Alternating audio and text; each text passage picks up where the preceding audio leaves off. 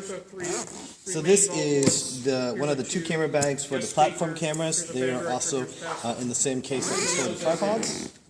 So the first thing we're going to do is we're going to open it up, pull out any odds and ends that are sitting on top. Here's the camera. I'm going to go ahead and pull the lens cap now. Stick it back in the bag so you know where to find it later.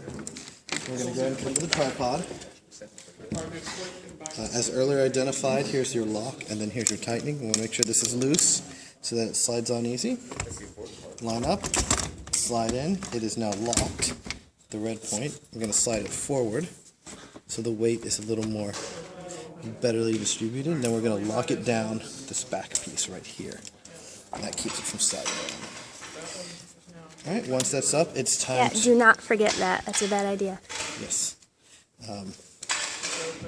Usually the red, this is the safety lock. When you remove the camera, you have to engage it. The camera won't slide off to a certain point, but it's better not to trust it just in case anything ever goes wrong.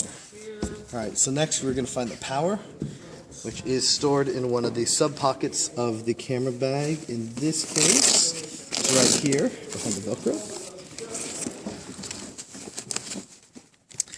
So here is a mess of wires, which we will quickly straighten out before proceeding. Left and right.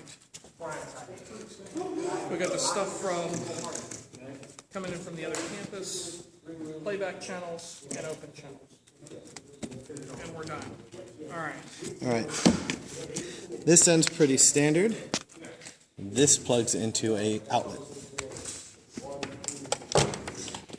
This end plugs into the camera. In the case of the stage platforms, you'll see those 4 pins here and 4 pins here.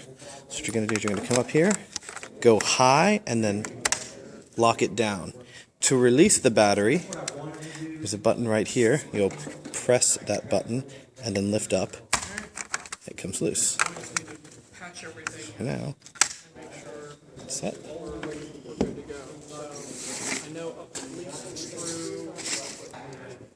Okay.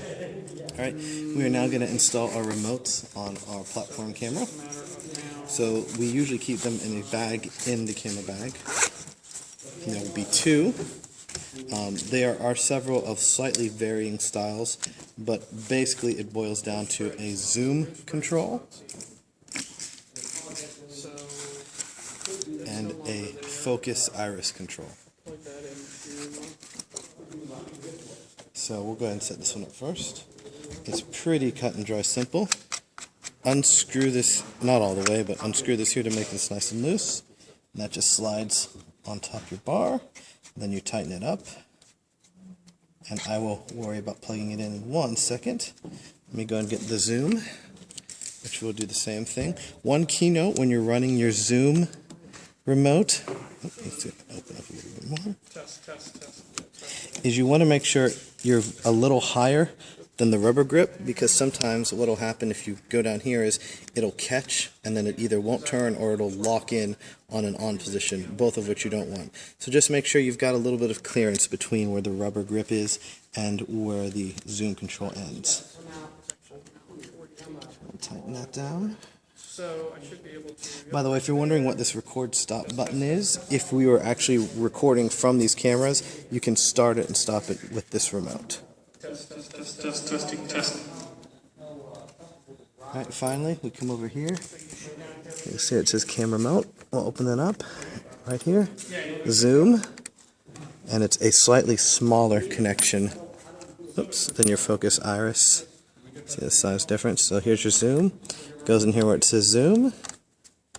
And your focus iris goes right here where it says focus and iris, which is pretty self-explanatory. Alright, these down here are where the cables will be run, which we will do shortly.